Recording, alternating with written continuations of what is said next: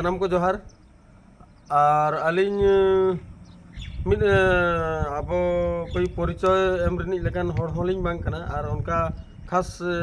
अलिंगा chain हो माने परिचय दो बनु नंग अलिंग ना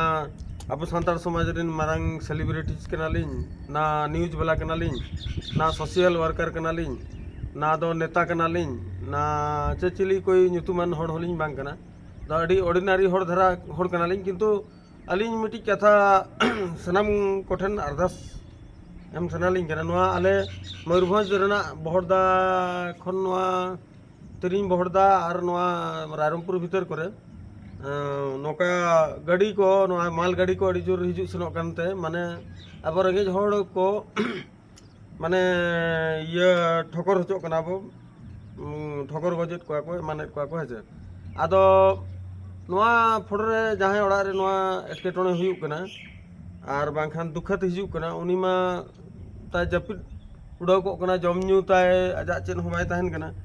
और माने सेता आयुब बहुत आय माने खराब उतरक कना और साथे नो दो उहर लगती कना अब सान्ताड़ समाज रे और बाखा रेंगे और जहाँ गे सान्ताड़ एकला दो बांग रहो जहाँ गे मन तेमन आदिवासीयन छातिक दिकुयन जहाँ गे जहाँ दुख बेड़ा नोआ सेटरक कना उन दो अडी जोर गे मुश्किलक कना और नोआ अब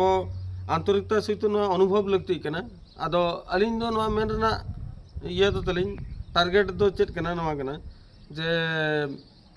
नौका जहाँ घटना हुयुग कना हेचे नोआ रे उनको गड़ो सपोर्ट माने बांग को नाम ठीकिया आदो अलिंग मेने अब अड़ी ढेर न्यूज वाला नोआ रे आको आको निजरा ये को तैयार किया माने चेत को मेता आको टीआरपी को तैयार किया आको व्यूज को तैयार ना आको हाइलाइट्स ना को को माने ᱧᱩᱛᱩᱢ को कमावना बाखान को चेहरा सामना रे को अगू किया हड़ को ठेन हेचे अड़ी प्रकार ते आदो अलिंग दो उनको हो बलिंग अड़िसा को कना सनाम को के जाहो आको निजो निजरा जहाँ को कमी किया को किंतु अलिंग नुको न्यूज वाला को बाखान नेता को बाखान जहाँ एसोसिएशन को तब मेना संगठन को नुको कोटेलिंग रिक्वेस्ट है जे अब सान्ताड़ समाज रे जुदी मारांग मारांग सेलिब्रिटीज मारांग मारांग न्यूज वाला मारांग मारांग संगठन वाला जुदी रात नेल बो चला दरे कना निजरा पॉकेट मनी ओडे बो खर्चो हटो कना ओको तो 500,000 खर्चा हटो दरे कना जे जुदी जगद्धत्री मेला रे अब पूरे स्टार्स बो जमा दरे कना जे ओडे बो ᱧᱟᱯᱟᱢ दरे कना और ओना हिजु सेनो रे तिना टाका ताबो खर्चो कना ओना हिसाब किताब बनो नंग एने सेरेन माने चलेकኝ मेना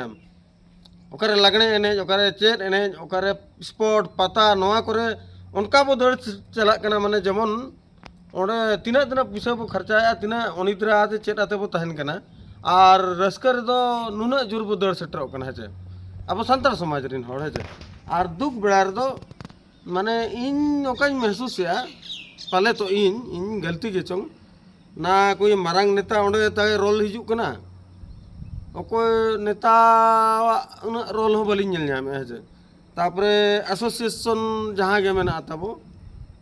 माने इन ना उना बइन बड़े चे आसेका चे ट्रस्ट चे ना सेंगेल अभियान आदिम चेत को मेता आशा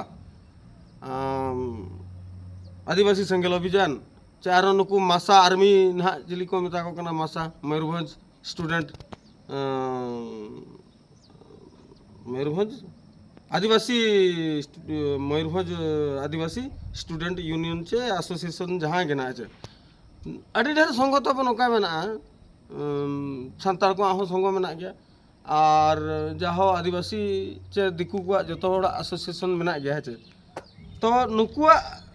भूल तो बलिंग मेना किंतु अलिंग नुकु ठेन नेहरे जे पता करे प्रोग्राम करे जहाँ लेका को नेता बना और बो चला कना आबा ओंडे आबा रोड बो ओंडे बो प्रेजेंट है आबा ओंडे योगदान बो प्रेजेंट है तो इन मेना नोका दुख जला रे नोडे जाहो कुड़ी होपन मेना को दाका को बाको जम का कना और एमान तेमान सेता आयुब नुकु रोड रोक रे को तहन कना माने आको ओड़ा ना दुख सेटरा गानते रेंगे ते तांग ते बांग उमते होला नोडे हुए कना माने मिट्टी ट्रक वाला 4-5 जन तीन गाने हड़े ठोकर गोज कट गो हेजे एनखान फोटरे होला ना दाग राबांग कना दाग और नोआ ठुरु ठुरु राबांग दा रे हर को माने एसेट आका अवरोधा का को और उनको रेंगेज ते को ताहन कना दाग को नामे चे मंगा रोहड़ खजड़ी को जम इन नेलेत को छकरे और बार पे हड़ पुन हड़ मोने हड़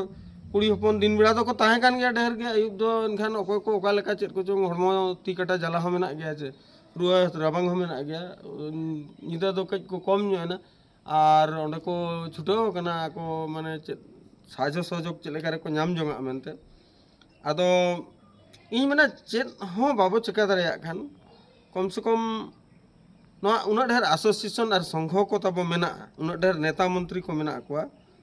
चेत हुनंग नुकु बो गड़ो ᱧᱚᱜ आकोआ बाखान दाका दाग मंडी रहो बो ओंडे चलावते सुर इसिनते बो एमा कोआ